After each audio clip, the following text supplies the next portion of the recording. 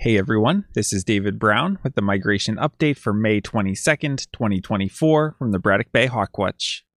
Kim and I started out the day at the Braddock Bay West Spit, where it was a beautiful warm morning, a bit of cloud cover that quickly moved out, and southerly winds, so we were hopeful for some good migration.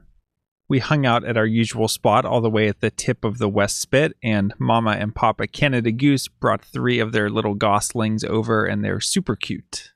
This spotted sandpiper was also hanging out nearby. We had several green herons, and this one gave us a really nice look in the morning light. At the West Spit, we had a total of 56 species. We debated about whether or not to even go up on the platform because it was already hot and was just going to get hotter as the day went on. The day started out with clear skies and warm southerly winds. And then as the morning went on, eventually there were some cumulus clouds that began to roll through. The wind stayed pretty steady with a moderate southerly wind, maybe shifting slightly more to the southwest. And then as we got later in the day, thicker cloud cover began to roll in, and eventually some rain shut the countdown early. Here we have a small raptor with pointed wings. We should be thinking small falcon. We see that it's light underneath, so this is an American kestrel. And looking at the vertical brown streaking on the breast and the patterning on the tail, we know this is a female. Here we have an oriole perched up in a tree. We see a black head and chestnut-colored breast. This is an orchard oriole. This is the adult male plumage. I have a confession to make. I lied to you all. I made a video that said that tricolored heron was going to be the bird of the season. Well, that turned out to be a big lie. Let me set the stage. Around 10 a.m., the hawk flight was just starting to get going, and one of the birders on the platform, who's actually a really good birder, said that he had about 20 broad-winged hawks streaming down along the lakeshore. And I looked over and checked him out with my scope and said, well, those aren't broad-winged hawks, those are just blue jays. And they went behind the trees, and so we were watching them to see them come out the other side of the trees, just to prove that they were blue jays after all, because I think he was a bit skeptical.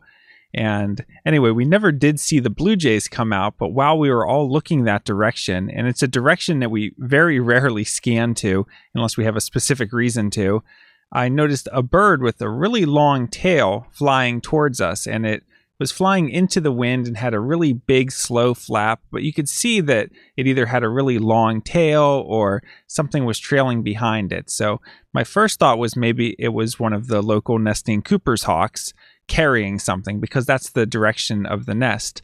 And we sometimes see the Cooper's hawks, and just the speed of the flap and everything seemed like that's what it could be. So we're all watching this bird come in, and then it flared up and the sunshine hit it perfect, and this is what we saw.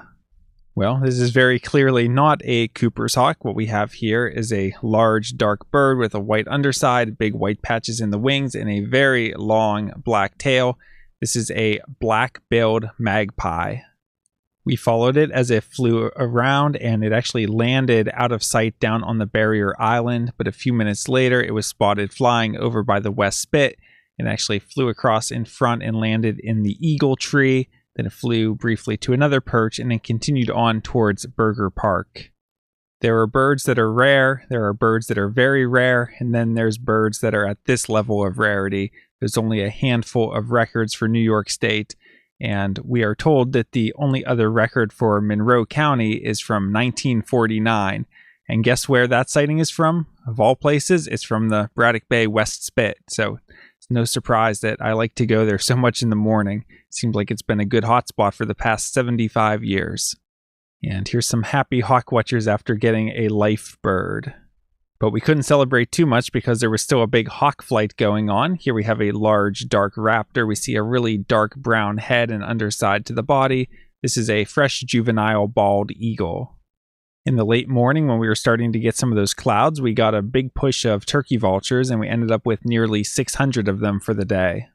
Here we have a sandhill crane, and kind of a funny story. Someone who was at the platform in the morning had left to go take a look at a sandhill crane. It was along one of the fields along the entrance road to the park that another birder had spotted. So he left the platform to go look at the crane, which he did see, but that was when we ended up spotting the magpie. So he ended up missing the initial sighting, and then when we saw it take off from the barrier island and start flying again. I yelled his name and motioned for him to run over, and he did get to see it then, but he almost missed it because of the sandhill crane.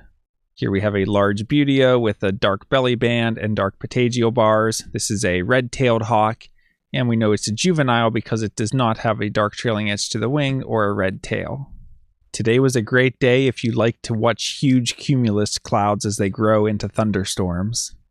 A couple additional birders showed up following the initial report and hung out at the Hawk Watch for some very hot, sunny hours, and it paid off because around 3 o'clock, one of them spotted, look who it is, the magpie once again perched in a tree, and it's kind of a distant photo, but here you can see this whole section here is its long tail. While all that afternoon magpie excitement was going on, Greece Police Chief Michael Wood showed up and gave me this cool coin. Here we have a hawk with a long tail and long wings with rounded tips. We should be thinking accipiter. And overall, if we look at the shape of this one, it's somewhat compact. The wings look a little bit shorter. The tail looks a little bit shorter. Very small head. So this is a sharp-shinned hawk. As we got into the mid-afternoon, a lot of clouds had rolled in and there was a lot of rain headed our way. So we abandoned the platform and stood back by the cars, and it got really gusty and windy for a little while. And riding the winds ahead of the storm, we had some flocks of common nighthawks, including this group that had 17 total. And we also had this great egret fly across in front of us. From the Hawk Watch, we had a total of 59 species today. In total, today I had 75 species. I had one new species for the season today, which was the black-billed magpie. Taking a look at the hawk count report for our migrant raptor totals, today we had 578 turkey vultures, 2 ospreys, 54 bald eagles, 12 northern harriers, 3 sharp-shinned hawks, 502 broad-winged hawks, 7 red-tailed hawks, and 1 American kestrel for a total of 1,159 migrating raptors. That brings the May total to 15,410 and the season total to 68,013. Taking a look at the forecast for tomorrow, it's looking sunny with a few afternoon clouds and a high in the mid-70s. Winds will be westerly at 10 to 15 miles per hour, so those are decent winds, and I would expect a moderate flight, though with the blue skies, spotting may be difficult. For Friday, it's looking mainly sunny with a high in the low 70s, winds west-northwest at 10 to 20 miles per hour, so maybe slightly less favorable, but we should still get an okay flight. I would expect light to moderate migration. For Saturday, it's looking partly cloudy in the morning, then scattered thunderstorms in the afternoon with a high in the upper 60s. Winds will be east-northeast at 10 to 15 miles per hour. It's a less favorable wind, would expect light, maybe moderate migration. All right, well, what did I tell you yesterday? Braddock Bay yet has some magic, and we certainly had that magic today. It was a little bit slow at the West Spit in the morning, but getting over to the Hawk Watch, beautiful sunny day, although kind of obnoxiously hot, and just all of the excitement getting the black-billed magpie. A lot of fun visitors around. I think we had a really enjoyable day and a nice big hawk flight, although spotting was difficult because the birds were up high against that blue sky. And then with the changing weather, and it became very windy towards the end of the day and a little bit of rain, and then it kind of turned into a nice evening. So really fun day to be out at the Hawk Watch. Remember, we're wrapping it up here in just over a week. Next Friday is the last day of the count, May 31st. So hopefully we'll finish it out strong here, and we still have some surprise rarities showing up. So I hope to see you out soon in the field or up on the platform. From Lyco Birds, this is David Brown. Thanks for watching.